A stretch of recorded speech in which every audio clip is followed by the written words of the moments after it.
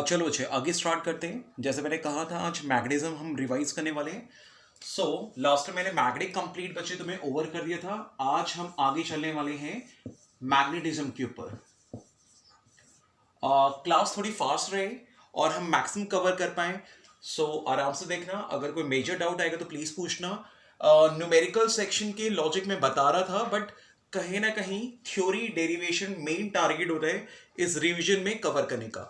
Last में मैंने कहा था जो जिस दिन मैं रिवाइज करा रहा हूँ बेस्ट है उसी दिन या उसके नेक्स्ट दिन तक उस टॉपिक को कंप्लीट रिवाइज कर लो with numerical, with depth question, with everything. Okay, so magnetism वैसे भी न्यूमेरिकल कम लाता है बट है अवेलेबल इसके पास। मैग्नेटिज्म के अंदर बच्चे टू पार्ट्स से।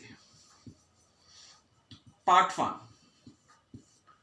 वन मैग्नेटिज्म पार्ट वन जो मेरे पास है वो बहुत बेसिक आइडिया से पहले स्टार्ट होता है। लाइक उसमें पहले कुछ टर्म्स आती है जो हमें पता होनी चाहिए, देखते रहना प्लीज।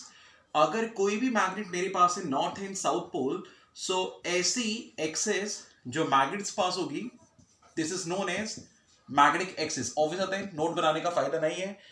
इससे ज्यादा डेप्थ के साथ ऑलरेडी वीडियोस हमारे पास अवेलेबल है। दिस इज द शॉर्टकट, एक शॉर्ट मेथड है, शॉर्ट अप्रोच है टॉपिक को रिवाइज करने की। ओके, सो जस्ट देखो, कोई डाउट है तो प्लीज पूछो, रिपीट करवाना है प्लीज बोलो। मेरे पास सबसे पहले पार्ट वन डील करते हैं मैग्नेटिज्म का। सुनो मुझे, मैग्नेट की पास होने वाली axis is known as magnetic axis.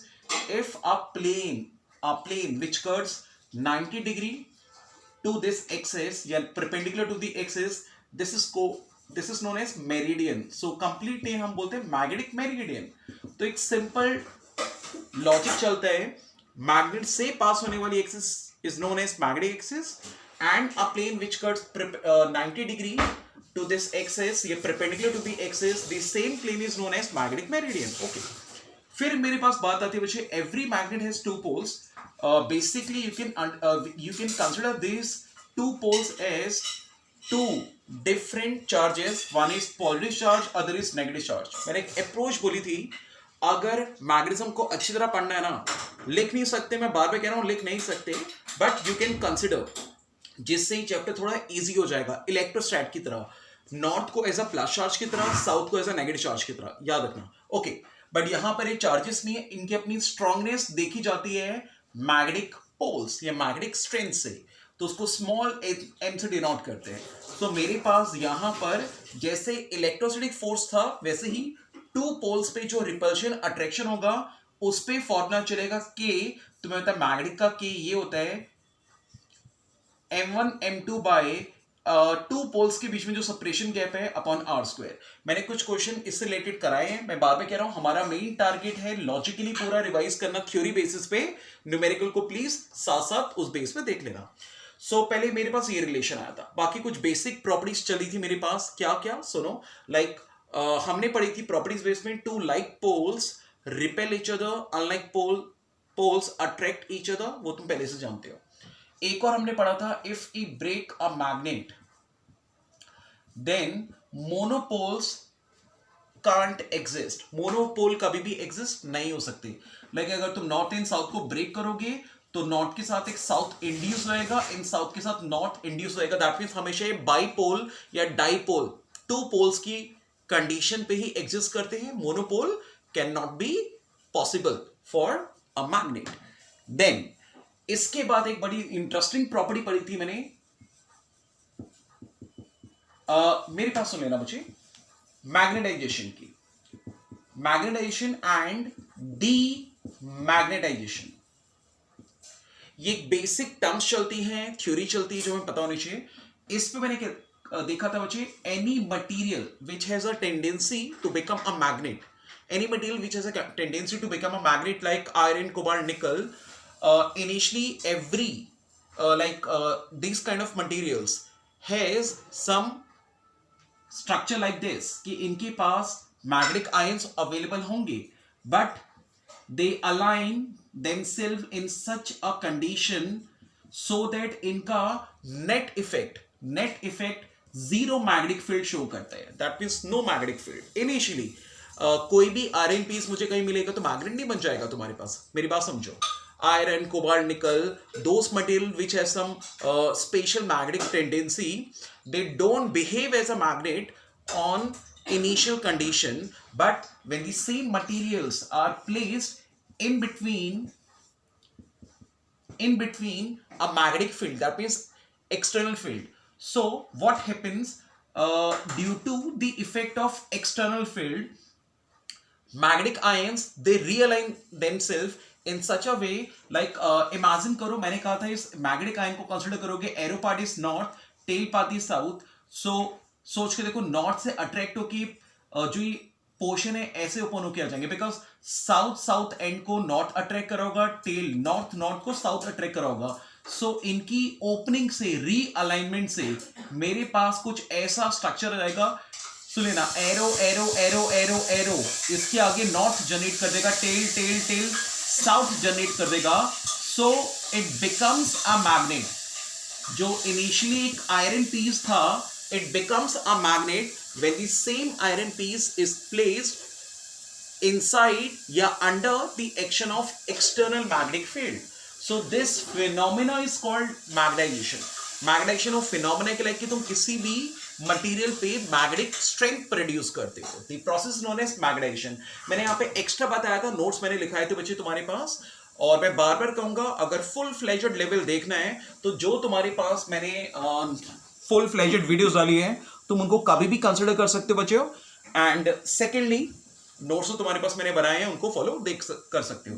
अच्छा, इसी तरह मेरे पास एक इसके रिवर्स प्रॉपर्टी होती है. मैग्नेटाइजेशन क्या था, किसी को मैग्नेटिक स्ट्रेंथ या पावर देना.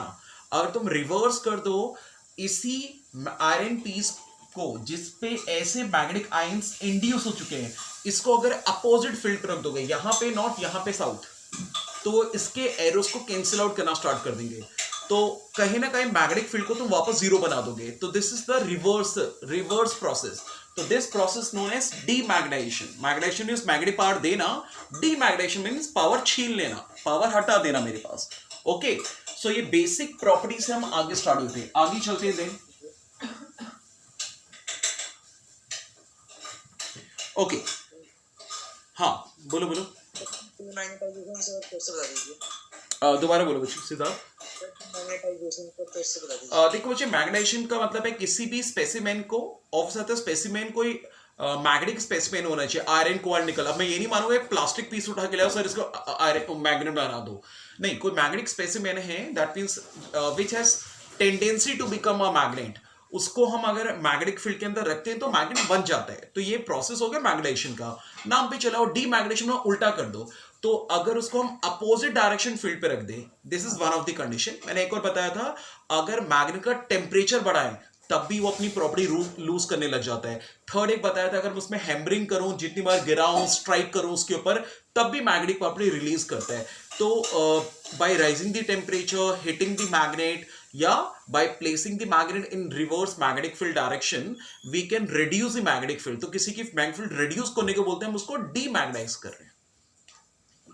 ओके, सो यहां पर तुम्हारे पास आगे, अब मेरे पास आई थी मैग्नेटिक लाइंस. मैंने पहले कहा था एक सबसे, इसका जो पार्ट 1 है ना, ये बिल्कुल डिट्टो लगेगा तुम्हें, लाइक मैंने इलेक्ट्रोसाइड उठा के करा दिया. बस माइंड पे रखना, north pole as a plus charge है, south pole as a negative charge है, बट प्लीज लिखना मत कहीं पे ये. सो मैग्नेटिक लाइंस की डेफिनेशन जो उधर लिखते थे इलेक्ट्रिक लाइंस की, वो यहां पे लिखो कि लाइक मेरे पास लेना, जैसे लाइक मैग्नेटिक लाइंस चलती है नॉर्थ टू साउथ, इस तरह से तुम्हारे पास. फाइन, तो हम बोलते थे magnetic lines give the direction of magnetic field at any point if we draw the tangent at that point. Definition बिल्कुल मैच करे इलेक्ट्रिक फील्ड से, यहाँ पे मैग्नेटिक फील्ड नाम आ रहा है. फिर याद करो वहां पर जैसे 7 प्रॉपर्टीज थी, यहाँ पे भी बिल्कुल सेम प्रॉपर्टी है. For example, electric lines plus charge से आउटवर्ड आती है, यहाँ पे सेम होगा. Magnetic lines come out from the north pole, मैंने कहा ना, नॉर्थ को एज अ प्लस चार्ज और साउथ को एज अ नेगेटिव चार्ज. फिर वहां पे था कि नेगेटिव चार्ज वो इलेक्ट्रिक लाइंस नेगेटिव चार्ज में एंटर करती है. यहां पे क्या लिखोगे, मैग्नेटिक लाइंस एंटर इनटू दी साउथ पोल. एक डिफरेंस है, वहां पे था इलेक्ट्रिक लाइंस आर डिसकंटिन्यूअस, कभी ना कभी उनका एंड पॉसिबल है, हमेशा कंटिन्यूअस नहीं होती. But in case of magnetic lines ये एक डिफरेंस है. सुन लेना मुझे, नॉर्थ से निकला, साउथ पे एंटर कर गया, अगर एक इमेजिनरी जॉइनिंग मानो तो ये लूप बना के चलती है. तो दैट मींस एक कंटिन्यूअस चलती रहती है, कभी टूटती नहीं, ब्रेक नहीं होती, रुकती नहीं है. तो तुम्हारे पास वहां पर था electric lines are discontinuous. Magnetic lines के लिए बोलते हैं they form a close loop, they are continuous in nature.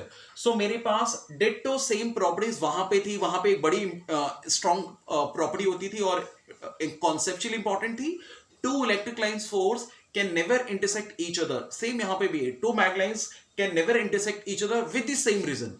If two lines intersect at one point, then at the intersection point we can draw two tangents, means two direction of magnetic field at one point, which is impossible. Fine, तो सब कुछ same है। बल्कि मैंने कहा था कितना मजेदार लॉजिक है, सुनो कितनी रिपीटिशन है, देखो। फिर मैं कंट्रास्ट में दोबारा ला रहा हूं। वहां पर आया था इलेक्ट्रिक डाइपोल, यहां पर आएगा मैग्नेटिक डाइपोल, ठीक है। बट सुनो यहां पे डाइपोल नहीं होता, यहां पे डाइपोल की जगह पे मैग्नेट होता है। सुनो कैसे, जैसे वहां पर नेगेटिव प्लस चार्ज था, इसको रिप्लेस करने के लिए यहां पे साउथ पोल है और प्लस के लिए नॉर्थ पोल है, तो लाइक यहां पर मेरे पास मैग्नेट है और इसको मैग्नेटिक मोमेंट के नाम से जानते हैं, कैपिटल एम। अच्छा वहां पे क्या था, आइदर चार्ज उनका सेपरेशन गैप 2L, यहां पे सेपरेशन गैप 2R लेते हैं तो 2R आ गया मेरे पास, ठीक है। एंड 2L लेते हैं, 2L आ गया मेरे पास। एंड ईच की जो पोल स्ट्रेंथ है बच्चे वो M है, तो यहां पे मैग्नेटिक मोमेंट का ये फॉर्मूला आएगा। अच्छा इसी के बाद एक सेकेंडरी रोल देख लो मैग्नेटिक मोमेंट का। एक तो ये फॉर्मूला था, एक दूसरा कॉन्सेप्ट क्या था, सुनो बच्चे। अगर एक करंट कैरिंग सर्कुलर वायर से करंट फ्लो कर रहे हैं, so anti clockwise current north pole की कंडीशन बनाता है। ये मैंने उधर भी लिखा था, नीचे से देखोगे तो ये नीचे से साउथ दिख रहा होगा, तो ये अपने आप पे एक इमेजिनरी मैग्नेट बन गया, नॉर्थ एंड साउथ।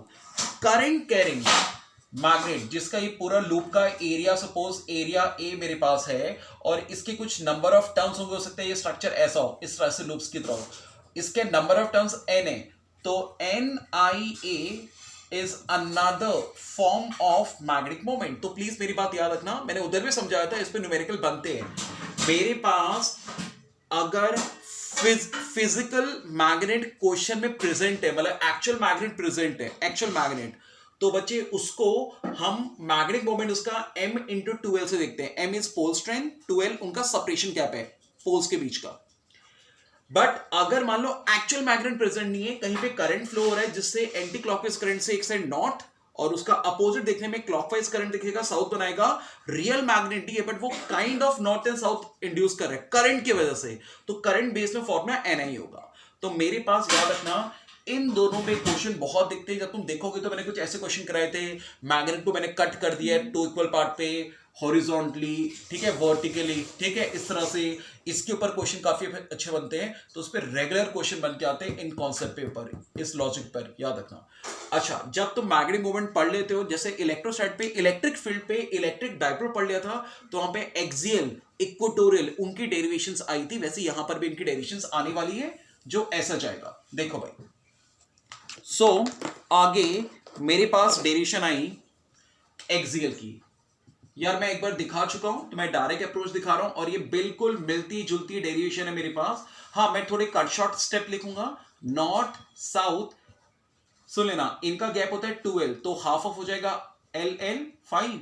और सेंटर से यहां से R डिस्टेंस दूर मेरे पास ये है एक्सियल पॉइंट, इसको पॉइंट P मैं ले लेता हूं। सोच के देखना, जैसे वहां पे बोलते थे एक unit positive test charge place करते जहां पे इलेक्ट्रिक फील्ड निकालना चाह रहे हैं, यहां पे हम बोलेंगे एक नॉर्थ पोलैरिटी का पोल प्लेस करें, तो नॉर्थ वाला नॉर्थ को रिपेल करेगा, so magnetic field P point पे ड्यू टू नॉर्थ पोल जो आएगी, साउथ वाला इसको अट्रैक्ट करेगा, मैग्नेटिक फील्ड P पॉइंट पे ड्यू टू साउथ जो आएगी। अपोजिट है तो नेट आंसर माइनस होगा, जो पास है वो स्ट्रॉन्गर अप्लाई करेगा, तो B PN minus B PS। सुनो भाई, यहां से यहां पर इलेक्ट्रिक फील्ड का फॉर्मूला जैसे उधर होता था K, इधर भी K Q बाय ये डिस्टेंस उसका स्क्वायर, तो डिस्टेंस ये इफेक्ट होगा R माइनस L। इसी तरह बच्चे इधर से देखोगे डिस्टेंस ये, तो K इधर का K होता है, Q वहां पे चार्ज होता है, यहाँ पे पोल स्ट्रेंथ M होता है, यहां से यहां पे गैप देखो तो R प्लस L का स्क्वायर। सुनो यहां पर एक एक लाइन समझने से अच्छा लॉजिक समझो, इस पे हम ये μ/4 कॉमन निकालते थे, M कॉमन निकालते थे, पूरा कैलकुलेशन करते थे, वो मैथमेटिक्स है, फिजिक्स ज्यादा उस पर रूप ले नहीं करता। तो ऐसा करने के बाद ये कॉमन निकालने के बाद अंदर से कैलकुलेशन करके मेरे पास 4L R अपॉन पे R square minus L square ये रिलेशन आ जाता था। फिर हम बोलते थे यार मैग्नेटिक मोमेंट का रूल आने। अभी तुमने क्या पीछे पढ़ा है, मैग्नेटिक मोमेंट क्या होता है, m इंटू टूएल होता है। तो इसमें से एक m लो, इसमें से एक टूएल लो, और जैसे ही इसको मैं कैपिटल M लिखता था तो 2mr अपॉन पे r square minus l square whole square, और बाहर म्यू नॉट ऑफ 4 पाई, ये तुम्हारी एक्सेल की डेरिवेशन थी।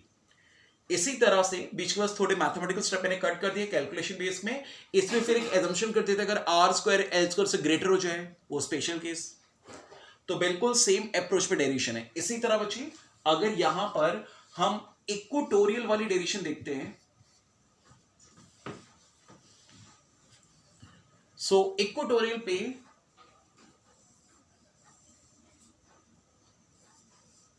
हम देखते थे यहां पे नॉर्थ एंड साउथ पोल मेरे पास है एल एन एल।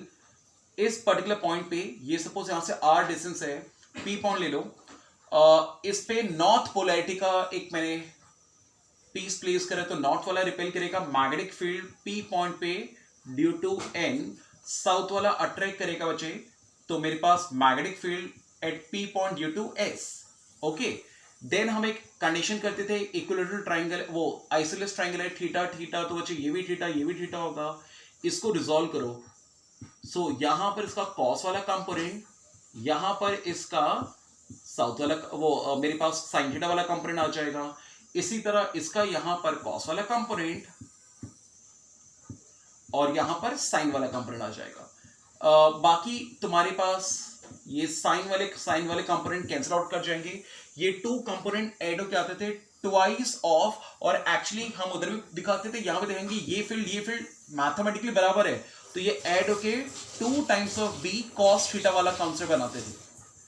2b, यहां से यहां पे मैग्नेटिक फील्ड का फॉर्मूला k q, मैं बोल इलेक्ट्रोस्टैटिक वाला कंपोनेंट बोल रहा हूं, बट यहां पे चार्ज की जगह पोल स्ट्रेंथ होता है, डिवाइडेड बाय डिस्टेंस। अगर ये बच्चे आर एल है तो पाइथागोरस से आएगा r square l square under root आएगा, बट स्क्वायर से हट जाएगा, into cos theta base by hypotenuse, वो एल अपॉन पे अंडर रूट ये होगा। देन इस कंडीशन के बाद यहां पे ये m इंटू 12 मेरा मैग्नेटिक मोमेंट होता है बच्चे, बाकी mu not by 4 pi as it is रहेगा, और अपॉन पे हो जाएगा r square l square part 3/2। बाकी इसमें भी स्पेशल केस चलता था, आर स्क्वायर को ग्रेटर कंसिडर कर लो, एल स्क्वायर से एल स्क्वायर को नेग्लेक्ट कर लो, बट मेन डेरिवेशन का अप्रोच ये था इक्वेटोरियल। ये डिटो सेम इलेक्ट्रोस्टैटिक वाली डेरिवेशन ही है, बस यहाँ पे मैग्नेटिक के फॉर्म में चल रही है। ओके, देन इसके बाद फिर मेरे पास टॉर्क वाली डेरिवेशन भी आई थी। तो मेरे पास यहां पर नॉर्थ एंड साउथ ये मैग्नेटिक लाइंस है। अगर मान लो मेरे पास एक मैग्नेट इस तरह से मैंने प्लेस किया, सो ये इसको पुल करेगा, जैसे वहां पे लिखते थे इलेक्ट्रिक फोर्स लिखते the charge into electric field, मैं बार बार कंपैरिजन में दिखा रहा हूं। यहां पे चार्ज बन गया m, इलेक्ट्रिक फील्ड बन गया b, ये इसको पुल करेगा mb। सो इस कंडीशन पे ये लेंथ 2l होती है, एंगल थीटा। तो यहां पे बच्चे हम जब टॉर्क देखते थे कि इनमें से कोई आइदर फोर्स और इनके बीच का जो गैप, ये परपेंडिकुलर डिस्टेंस, सपोज x ले लो, ये लिख लो, तो फोर्स के नाम पे mb है, और ये x को अगर 2l की फॉर्म पे निकालोगे तो ये 2l साइन थीटा आएगा। फिर हम बोलेंगे अरे यार m इंटू 2l, तो कैपिटल M होता है मेरे पास, सो अल्टीमेटली मेरा टॉर्क का फॉर्मूला ड्राइव होके आएगा। तो डिट्टो सेम आई है, डिट्टो सेम एक्सप्रेशन आएगा। मैं बार बार कह रहा हूं, मैं कट शॉर्ट कर दे रहा हूं डेरिवेशन को, आइडिया समझा रहा हूं, देखते रहना। और इसी तरह इसके बाद एक एनर्जी वाली डेरिवेशन है तुम्हारे पास, जैसे इलेक्ट्रोस्टैटिक पे वर्क डन या एनर्जी वाली डेरिवेशन मेरे पास होती थी, पोटेंशियल एनर्जी, तो उसका expression minus PE cos theta 2 minus cos theta 1 होता था। सेम यहां पर भी ऐसा होगा कि एक मैग्नेट है नॉर्थ एंड साउथ का, उसको उसका एंगल पहले थीटा 1 था, उसको तुम रोटेट करके बच्चे उसको रोटेट करके थीटा 2 बनाने वाले हो, एंगल को ऐसे घुमाने वाले हो।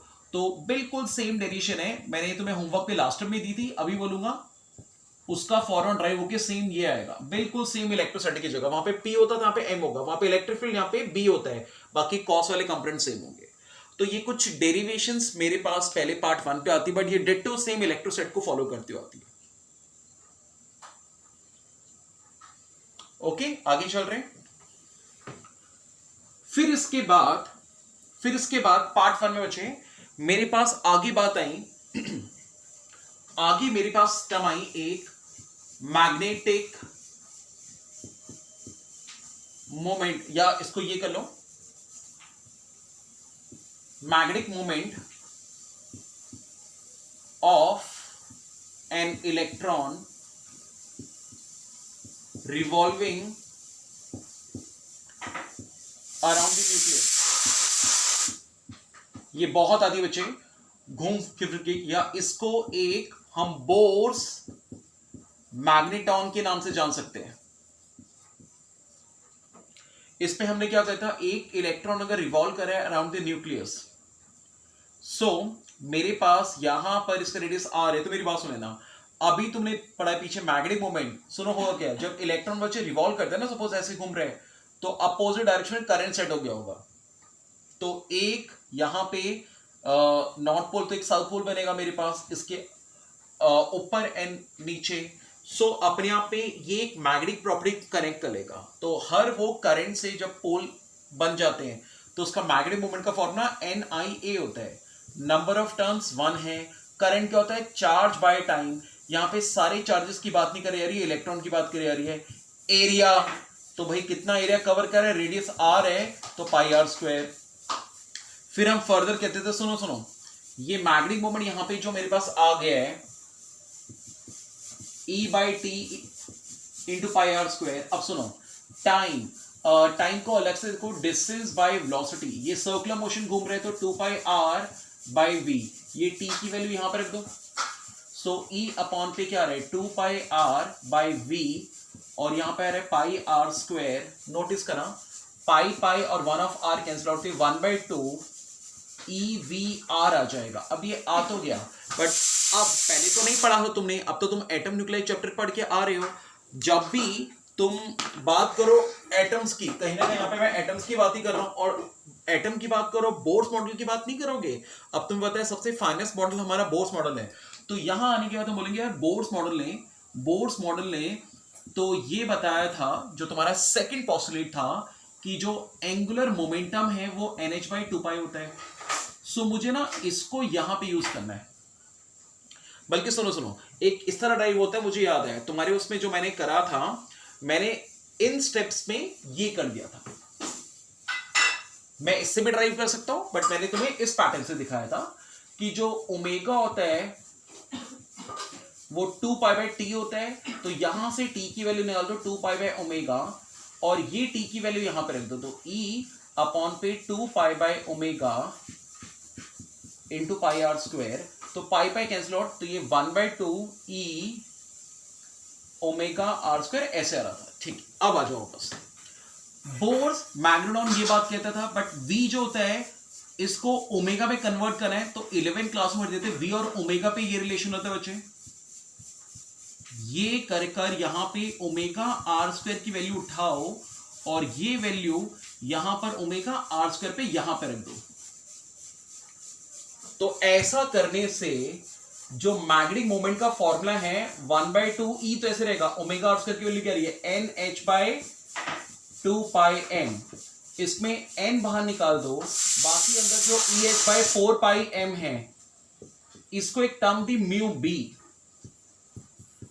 और ये μb को ही हम बोलते हैं बोर्स मैग्नेटॉन।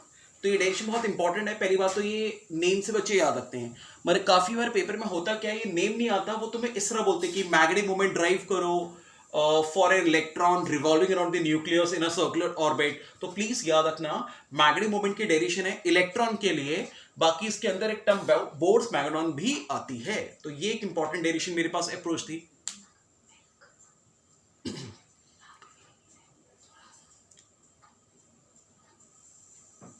ठीक है, चलो आगे चलते हैं। फिर मेरे पास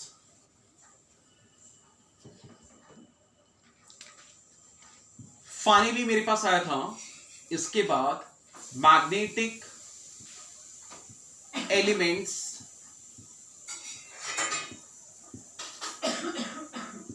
ऑफ द अर्थ, या अर्थ मैग्नेटिक एलिमेंट। यहां पे एक अप्रोच थी, मैंने बताया था तुम्हारे पास होता क्या है, प्रैक्टिस सुनो बच्चे, तुम्हारे पास जो हमारी अर्थ होती है, सुन लेना, उसका जो नॉर्थ एंड साउथ पोल मेरे पास है, ये जो एक्सिस पास होगी इसको बोला जाएगा मैग्नेटिक एक्सिस। सुन लेना, मैग्नेटिक एक्सिस। हम मूवीज पे देखते हैं, सीरियल्स पे देखते हैं कि लाइक हम कोई इंसान कहीं फंस जाता है तो डायरेक्शन के लिए मैग्नेटिक कंपास निकालता है और वो पॉइंट आउट करके दिखाता है कि भाई नॉर्थ कहाँ साउथ कहाँ पर है। बट प्रैक्टिकली अगर किसी मैग्नेटिक कंपास से देखा जाए तो उसको ये डायरेक्शन दिखानी चाहिए, बट प्रैक्टिकली अगर उसको मैग्नेटिक कंपास को एक मैग्नेट की फॉर्म में दिखाऊं तो वो एग्जैक्ट नहीं बताता, उसका नॉर्थ साउथ थोड़ा सा इसे डेविएट करते हुए आता है। वो मैंने रीजन ये बताया था क्योंकि इस मैग्नेट के ऊपर ओनली अर्थ मैग्नेटिक फील्ड नहीं लगा रहा होगा, हमारे पास और 3, 4, 5, 10 रीजन्स हैं जो मैग्नेटिक फील्ड अप्लाई करते हैं। तो ये मैग्नेटिक कंपास या मैग्नेट उन सबके रिजल्टेंट के अलोंग चले जाएगा, वो एग्जैक्ट ओवरलैप नहीं कर पाएगा। तो मैग्नेट सुन लेना, अर्थ का जो है वो है ज्योग्राफिकल एक्सिस, मैग्नेट से पास होने वाली है मैग्नेटिक एक्सिस। ठीक है, आज क्लास के स्टार्टिंग में बताया था मैंने, मैग्नेट से पास होने वाली एक्सिस मैग्नेटिक एक्सिस। एक्चुअल अर्थ का जो नॉर्थ एंड साउथ पोल्स हैं, ठीक है, वो मेरे पास है ज्योग्राफिकल एक्सिस। मेरे पास सुन लेना, अगर एक नाइफ से इमेजिनरी सोचो मैं कट करूं और वो कट ज्योग्राफिकल एक्सिस को 90 डिग्री पे कट करूं, तो this is called geographical meridian. मैंने बताया था 90 डिग्री पे कट करने वाले प्लेन को हम मेरिडियन बोलते हैं। तो मेरिडियन बनाएगा ज्योग्राफिकल एक्सिस को 90 डिग्री पे कट करने वाला ज्योग्राफिकल मेरिडियन, और मैग्नेटिक एक्सिस को 90 डिग्री पे कट करने वाला 90 डिग्री पे कट करे ये मैग्नेटिक मेरिडियन। और मैथमेटिकली अगर इन एक्सिस के बीच में थीटा है तो इन दोनों के परपेंडिकुलर के बीच में भी थीटा होगा। अच्छा, मैं इन दोनों को उठा रहा हूं, देख रहे हो ये जो शेप ये बन रही है ये, तो यहां पर ये पेपर में दिखाना कंपल्सरी नहीं है, बट मैंने फिर भी तुम्हें समझाया था, मेरी बात सुनो। ये जो प्लेन कट करके है इसके लॉन्ग और इसके लॉन्ग, ये दो प्लेन मैंने उठाए, ये प्लेन ऐसे है, सुन लेना, इसमें से एक है मैग्नेटिक मेरिडियन और एक मेरे पास है ज्योग्राफिक मेरिडियन। अब यहां पे सुन लेना, इनके इन बिटवीन थीटा एंगल है, वो एक थीटा एंगल ये है। Excuse me. अब बच्चे यहां पे ना 3 टर्म्स तुम्हें समझाने के लिए आती हैं। एक मेरे पास आता है मैग्नेटिक डिक्लिनेशन, एक आता है मैग्नेटिक इंक्लिनेशन, ये इसको डिप एंगल भी बोलते हैं।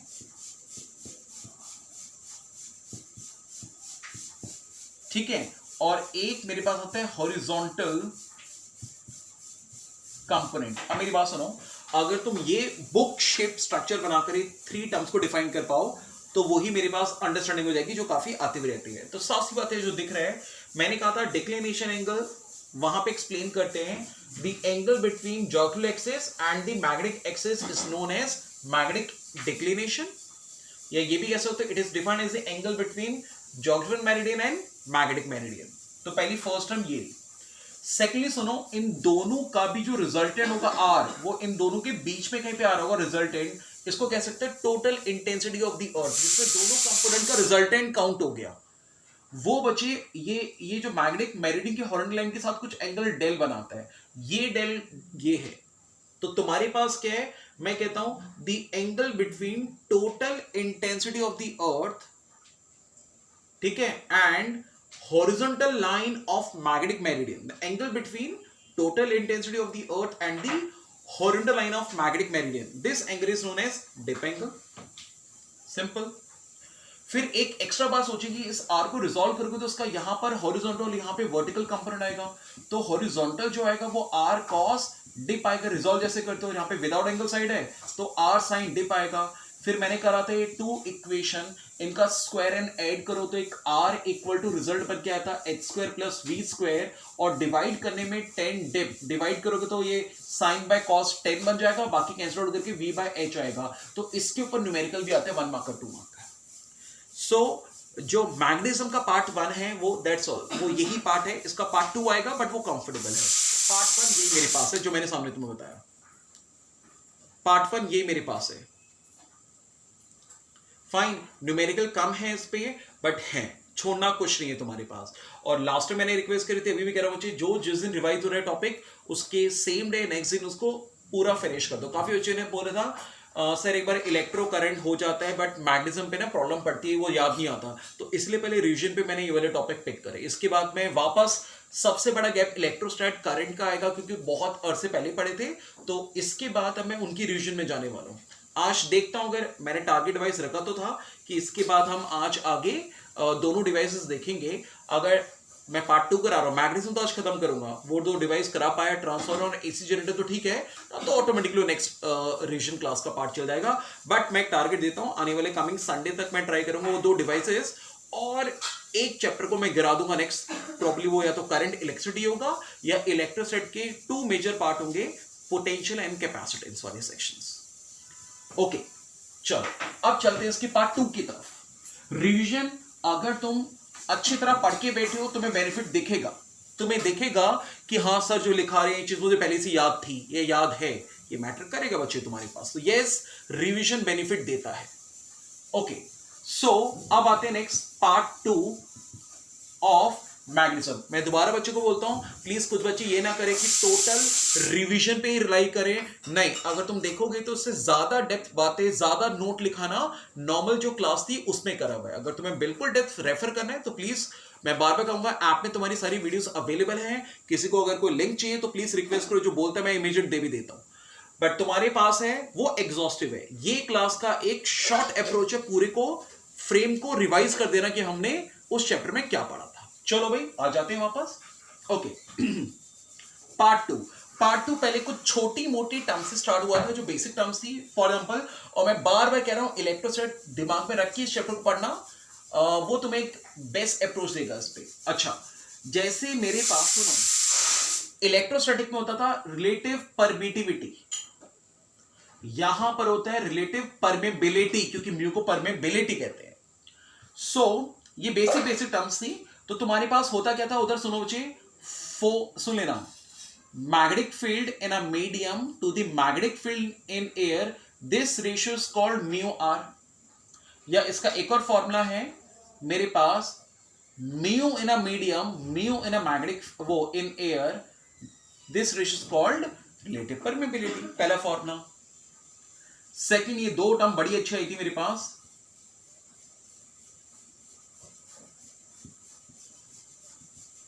मैग्नेटाइजिंग फोर्स H, और एक मेरे पास आई थी, यहां देखते हैं, इंटेंसिटी ऑफ मैग्नेटाइजेशन I। मैंने एक एग्जांपल सेट करा था दिमाग पे, एक अपने रख लो बच्चे फॉर्मूला। अगर मान लो, सुनो, किसी एक्सटर्नल फील्ड पे तुमने एक मैग्नेटिक स्पेसिमेन रखा, जो मैग्नेटिक फील्ड एब्जॉर्ब कर सकता है, 100% नहीं, मे बी 80%, 90% या मे बी 100%। मेरे पास बच्चे लाइक बाहर से अगर तुम 20 टेस्ला की बी मैग्नेटिक फील्ड अप्लाई कर रहे हो और उसमें से लॉस होके एक्चुअल एंटर होने के लिए यहां पर 18 टेस्ला तैयार पड़ा हुआ है कि मैं घुस जाऊंगा उस बॉडी के अंदर, बट डिपेंड करता है, ये 18 बोलेगा मुझे पता नहीं, मैं तो रेडी हूं, अब ये मुझे पूरा एब्जॉर्ब कर ले, पता नहीं कितना करे, तो डिपेंड करता है। आयरन है तो शायद पूरा 18 ले लेगा, कोबाल्ट है तो शायद 18 में से बोलेगा मैं 17 तक एब्जॉर्ब कर लूंगा, बाकी एक टेस्ला नहीं कर पाऊंगा, ठीक है। इसी तरह निकल है, सोचता है बोलेगा मैं इसमें से 16 कर पाऊंगा, 2 टेस्ला नहीं कर पाऊंगा, तो डिपेंड करेगा स्पेसिमेन कौन सा है। तो सपोज इसके अंदर 16 टेस्ला एब्जॉर्ब हो रहा है, तो यहां पे सुन लेना, after applying the external magnetic field, the magnetic field which is ready to enter into the magnetic specimen, जो रेडी उसके अंदर घुसने के लिए, this magnetic field is known as intensity of वो magnetizing force, as simple as that. The magnetic field which actually enters into the specimen, this is called intensity of magnetization, that is I. So this is not the actual definition जो मैं तुम्हें कह रहा हूं, but I'm saying the local condition to understand the logic. The magnetic field which is ready to enter, this is magnetizing force. The magnetic field which actually enters into the specimen is known as intensity of magnetization, right? अच्छा, बाकी definition क्या कहती है? वो कहते हैं, वो define ऐसे करते हैं नोट्स पे, magnetizing force is actually the extent up to which a specimen can magnetize. किस एक्सटेंट तक तुम इसको मैग्नेटाइज कर सकते थे, तो मतलब कितनी फील्ड देकर, किस एक्सटेंट तक तुम मैग्नेटाइज कर सकते थे, कितनी फील्ड देकर, वो एच है। और इसके लिखा जाता है the magnetic field which actually magnetize a material. जो मैग्नेटिक फील्ड एक्चुअली उसको मैग्नेटाइज करती है, जो घुस जाएगी वो एक्चुअली मैग्नेटाइज करती है, वो आई है। तो बहुत पास है कि up to what limit, up to what extent you can magnetize, किस लिमिट, किस एक्सटेंट तक तो मैग्नेटाइज कर सकते हो, वो एच है। मतलब कितना दे सकते हो, मैग्नेटाइज कर सकते हो। Intention magnetization, the actual value which magnetize a material, जो एक्चुअल वैल्यू मैग्नेटाइज करती है, जो उसके अंदर अंदर घुस जाती है, वो आई है। सो मेरे पास सुनो बच्चे, तुम 20 दोगे तो 18 रहेगा, मतलब घुसने के लिए तैयार रहेगा। शायद अगर तुम 50 देते तो बोलते यार 49 तक या 48 तक अंदर जाने के लिए तैयार है। तो जनरली देखा जाता है जितना बी बड़ा होगा उतना एच बढ़ेगा। तो सुन लेना, B directly proportional to H होता है। बाकी फर्दर इसके फॉर्म में ऐसे बने थे, सुनो, म्यू नॉट एच। यहां पर सारी मैग्नेटिक फील्ड ना सोलेनॉइड से दी जाती है। मतलब ये ना ओल्ड मेथड है, नॉर्थ एंड साउथ पोल नहीं, हम सोलेनॉइड के थ्रू देते हैं। तो वहां पे मैग्नेटिक फील्ड का फॉर्म म्यू नॉट एन होता था। तो ये भी ठीक, ये भी ठीक, दोनों को कंपेयर करो जरा। तो यहाँ पे h की वैल्यू क्या आ रही है, एन आई। ये सब छोटे छोटे न्यूमेरिकल के लिए तुम्हें हेल्प करेगी, मैंने कराई भी थी न्यूमेरिकल। एक और बात बच्चे, जब ये एयर वाली फील्ड है तो एयर, अगर ये मीडियम वाली होगी तो ये म्यू एम रहेगा, ओके। एक और बात सुनो, म्यू एम, यहां से देखो, अगर म्यू एम की वैल्यू निकालोगे तो ये mu R mu naught H होगा। तो न्यूमेरिकल पे ऐसे छोटे छोटे फॉर्मूले बच्चों को याद ही नहीं करे जाते, ये वाले फॉर्मूले जो मैं समझा रहा हूं। इसका कोई एसएच बहुत नहीं था। इसका फॉर्मूला होता है magnetic moment by volume of the magnet. Magnetic moment था m into length of the magnet. Volume of magnet क्या होगा, जितना उसका एरिया इंटू उसकी लेंथ। तो लेंथ लेंथ फैक्टर कैंसिल होगा, तो ये ऐसे दिखेगा। इसी के अंदर एक बड़ी अच्छी टर्म आई थी, वो ये थी मेरे पास, magnetic susceptibility. Magnetic susceptibility chi M से डिनोट करते हैं। This is defined as ratio of I by H. मतलब कितनी फील्ड वो एब्जॉर्ब कर रहा है डिवाइडेड बाय कितनी फील्ड दी थी मैंने। तो सुनना बच्चे, अगर किसी मतलब काई ज्यादा होगा तो that means numerator part directly proportional ये भी ज्यादा होगा। इसका मतलब उसने ज्यादा, देखो बहुत अच्छा लॉजिक है, एक फ्रेम के अंदर तुम्हें सब दिख रहा है। जितना काई एम किसी मटेरियल का मैग्नेटिक ससेप्टिबिलिटी जितनी ज्यादा होगी, दैट मींस उसका आई एब्जॉर्ब करने की टेंडेंसी उतनी ज्यादा है, तो मटेरियल अच्छा होगा एब्जॉर्ब करने के मामले में, और वो अच्छा मैग्नेट भी बनने वाला है। तो आयरन, कोबाल्ट, ऐसो की मैग्नेटिक ससेप्टिबिलिटी बहुत हाई होती है। और जो बिल्कुल ही एब्जॉर्ब नहीं करते उनका कायम बहुत ही कम होता है। बल्कि मैं क्लियर कर देता हूं, आगे जो तुम पढ़ने वाले हो मटेरियल पे डायामैग्नेटिक, पैरामैग्नेटिक, फेरोमैग्नेटिक पढ़ने थे। तो पैरा और फेरो जो फील्ड एब्जॉर्ब करते हैं, मैग्नेटिक फील्ड होती है उनके अंदर, उनका कायम हाई होता है, दैट इज पॉजिटिव वैल्यूज पे होता है। और डायामैग्नेटिक जो फील्ड एब्जॉर्ब ही नहीं करते, उनका कायम नेगेटिव होता है। तो मैंने कहा था वन मार्कर का फेयर आता है लॉजिक, ओके। इसकी बात सुन बच्चे, हम आगे गए थे,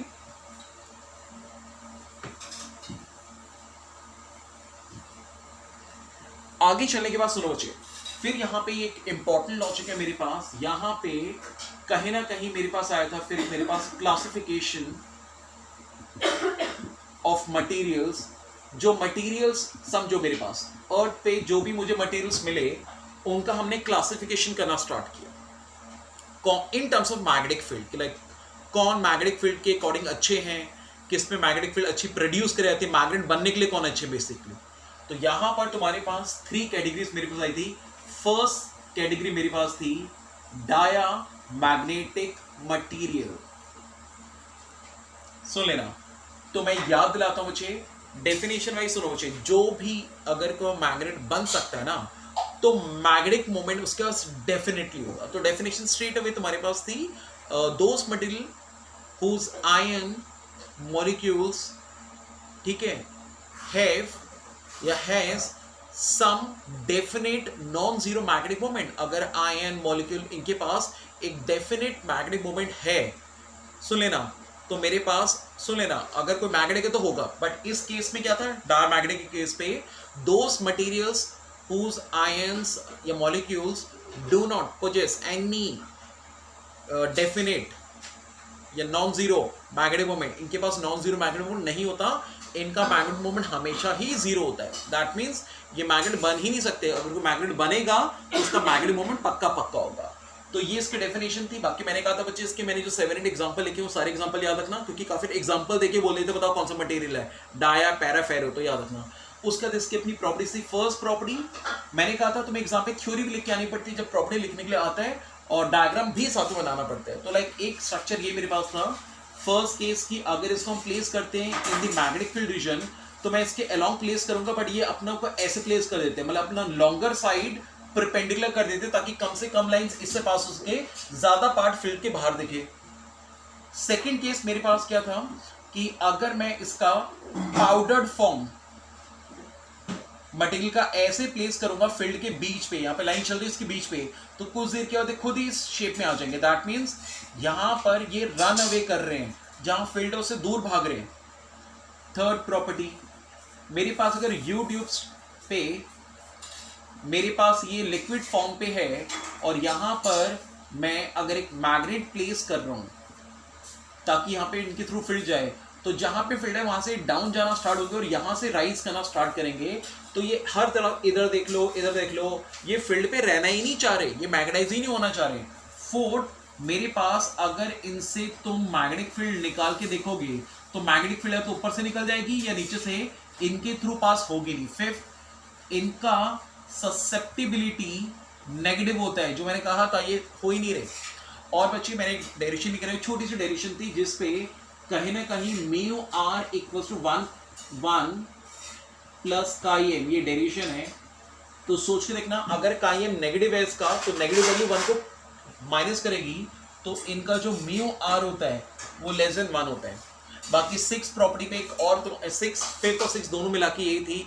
7th एक मैंने और लिखा दी कि this material is independent of temperature. वैसे टेम्परेचर बढ़ाने से मैग्नेटिक फील्ड कम हो जाती है, बट ये बताओ इनको डर ही क्यों होगा, इनके पास मैग्नेटिक फील्ड है ही नहीं, तो मैग्नेटिक फील्ड की प्रॉपर्टी शो ही नहीं कर रही है, तो इनको डर ही नहीं इस बात का। ओके अच्छा, इसी पे सुनो बच्चे, फिर मैंने जब पैरा पढ़ाया था तो पैरा पे मेरे पास कंडीशन क्या थी, मैंने कहा था बेस्ट कंडीशन क्या है, डाई की प्रॉपर्टीज को बिल्कुल मतलब सब चीज को बिल्कुल उल्टा कर दो। उसकी डेफिनेशन थी those material whose ion molecule do not possess any net non zero magnetic moment. इसकी डेफिनेशन होगी those material whose ion molecule possess definite value of magnetic moment, इनके पास मैग्नेटिक मोमेंट की वैल्यू होती है, दैट मींस मैग्नेटिक प्रॉपर्टी होती है। और ये सारी प्रॉपर्टी उल्टा कर दो। फर्स्ट प्रॉपर्टी अपने को अलोंग द मैग्नेटिक फील्ड रखते हैं, ये वहीं पे कलेक्ट हो जाते हैं जहां पर मैग्नेटिक फील्ड प्लेस करोगे, यहां पे लिक्विड उधर ही राइज करने लग जाएगा जहां पे फील्ड अप्लाई करोगे, यहां पे लाइंस थ्रू द मटेरियल ही पास होगी तुम्हारे पास। इसका काइम पॉजिटिव होता है, अब पॉजिटिव है तो पॉजिटिव ऐड होगा तो उसमें म्यू आर क्या आएगा, मोर देन 1 आएगा। फिर सुनो, थर्ड आया था फेरो। मैंने कहा था समझो पैरा की ही सुप्रीम प्रॉपर्टी फेरो की है, तो प्रॉपर्टीज ये ऑलमोस्ट सेम फेरो पे रहती है, सेम लाइंस इनके थ्रू पास कर रही है, लिक्विड उसी लेवल पे राइज कर रहे हैं, लाइंस के अलोंग ही अपने आप को प्लेस कर दे रहे हैं, पाउडर फॉर्म वहीं पे कलेक्ट हो रही है जहां पर फील्ड ज्यादा है।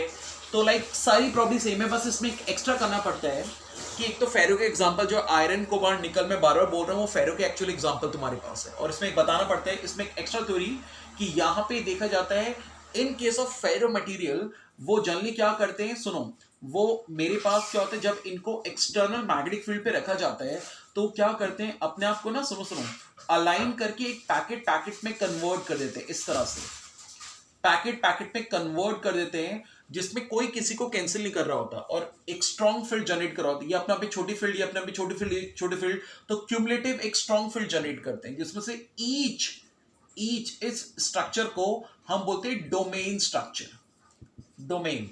तो मेरे पास है क्या, यहां पे एक एक्स्ट्रा लिख के आना पड़ता है कि इन केस ऑफ, मैं बता देता हूं दोबारा से, इन case of ferromagnetic materials the material when placed inside under the action of external magnetic field, then they realign themselves in such a condition so that they design small packet type magnetic ions, ठीक है, in a microscopic structure, बहुत छोटे structure पे। These each structure is known as domains and in cumulative action they produce a strong magnetic field inside the material. उसकी वजह से एक strong magnet की फॉर्म पे बाहर निकल के मेरे पास आता है. ओके, फिर इसके बाद बच्चे मेरे पास लेना, इस कंडीशन के बाद एक मेरे पास आता है यहां पर तुम्हारे पास क्यूरी लॉ. मैं इसको रख कर रहा हूं. मेरे पास एक बच्चे इसके बाद एक आता है क्यूरी लॉ. क्यूरी लॉ ये कहता है मेरे पास, अभी तक इसे तुम पढ़ के देख रहे हो, से लेना.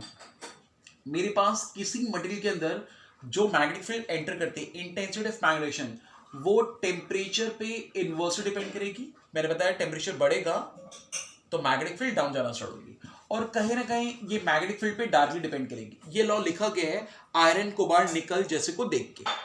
तो उनके लिए तो जितनी फील्ड ज्यादा होगी उतना ज्यादा एब्जॉर्ब करेंगे, आई ज्यादा होगा. तो कहीं ना कहीं बच्चे इनको हम कंबाइन करते हुए B/T आएगा. फिर मैं बोलूंगा बट यार याद आया आज मैंने B को H के प्रोपोर्शनली कहा था, तो यहां पर तुम इसको H से रिप्लेस कर सकते हो. फिर हम बोलेंगे कि अगर मैं H को नीचे ले आऊं I/H तो प्रोपोर्शनल टू 1/T. I/H को तुम काई M कहते हो, हटाओगे कॉन्स्टेंट आएगा क्यूरी कॉन्स्टेंट. तो ये एक मैथमेटिकल फॉर्मूला मेरे पास बन के आया था. साथ साथ इसका ग्राफ भी आना चाहिए तुम्हारे पास, जिससे हम दिखाते हैं I/H का graph respect to 1/T. Notice करो I/H और 1/T कह दिया तो दोनों डायरेक्टली प्रोपोर्शनल होंगे, तो ग्राफ डायरेक्टली प्रोपोर्शनल ऐसे बनेगा, बट कभी ना कभी सैचुरेट करेगा. सैचुरेट करने का मतलब समझो, तुम्हारे पास I/H बढ़ते जा रहे हैं, मतलब वो मैग्नेटिक स्पेसिमेन मोर फील्ड एब्जॉर्ब करते जा रहे हैं. ऐसा नहीं किसी को तुम अनलिमिटेड फील्ड दे दो. जैसे सपोज मेरे हाथ में मार्कर है, ये एक मैग्नेट होता, ये मैक्सिमम 50 टेस्ला की फील्ड एब्जॉर्ब कर सकता है. 50 टेस्ला, तो ये थोड़ी कि मैं इसको 500 टेस्ला दे दूंगा तो मैं कहीं एजम्पशन करूंगा कि 500 एब्जॉर्ब करने वाला है. नहीं, ये अपनी जो मैक्सिमम लिमिट है उससे ज्यादा एब्जॉर्ब नहीं कर पाएगा. ये बात वैसे ही है, एक बकेट है, एक बाल्टी है, उसमें अगर 2 लीटर, सुन लेना, अगर 20 लीटर ऑफ वाटर आ सकता है तो 20 लीटर के बाद तुम कितना पानी डालते हो सारा बाहर गिरता रहेगा. तो वही बात है, उसकी एक लिमिट है एब्जॉर्ब करने की. तो वैसे ही मेरे पास क्या है, इसकी एक लिमिट है. तो ये ग्राफ इंक्रीज करा मतलब ज्यादा फील्ड I/H एब्जॉर्ब करते जा रहा है. I/H मींस कायम, प्रॉपर्टी अच्छी होती जा रही है, ज्यादा एब्जॉर्ब कर रहे हैं. बट एक लिमिट आएगी कि वो भर चुका होगा पूरा, उसके बाद तो तुम जितना भी दे दो उसके बाद सैचुरेट हो जाएगा, नहीं इससे ऊपर मैं नहीं बढ़ सकता. तो ग्राफ इसलिए ऐसा बना है. तो पार्ट 2 छोटा है और इससे बहुत कम चांस बनते हैं न्यूमेरिकल के. स्टिल मैंने 4 to 5 न्यूमेरिकल कराए थे क्यूरी लॉ पे बेस, और पीछे जो कुछ फॉर्मुलास आए थे इनिशियली, तो उनको तुम देख के मैनेज कर सकते हो. तो दैट्स ऑल. ये मेरा है कंप्लीट मैग्नेटिज्म. लास्ट में मैंने मैग्नेटिक कराया था, तो सबसे पहले मैग्नेटिक और मैग्नेटिक में कंप्लीट ओवर कर चुका हूँ. तो मुझे लगा था टाइम बचेगा डिवाइस के लिए, बट ठीक है नहीं बच रहा. अब वो ऑटोमेटिकली सैटरडे संडे जो नेक्स्ट सेशन होगा मैसेज में इन्फॉर्म में कर दूंगा, उसमें डिवाइसेस, और साथ साथ मुझे एक टॉपिक पिक करना पड़ेगा. वो देख लेता हूँ मैं करंट वाला टॉपिक पहले स्टार्ट करूँ या इलेक्ट्रोस्टैट के पोटेंशियल कैपेसिटेंस, वो जो उस क्लास में खत्म हो रहा हो. ओके चल, बाकी इस क्लास का रिकॉर्डेड लिंक भी मैं तुम्हें सेंड कर दूंगा. और जैसे मैंने कहा था टेस्ट शेड्यूल में भेजने वाला हूँ, वो बन चुके हैं ऑलमोस्ट, तो आज नाइट में फिर मैं सबको सेंड कर दूंगा. ओके हाँ, मैं क्लास ओवर करूँ.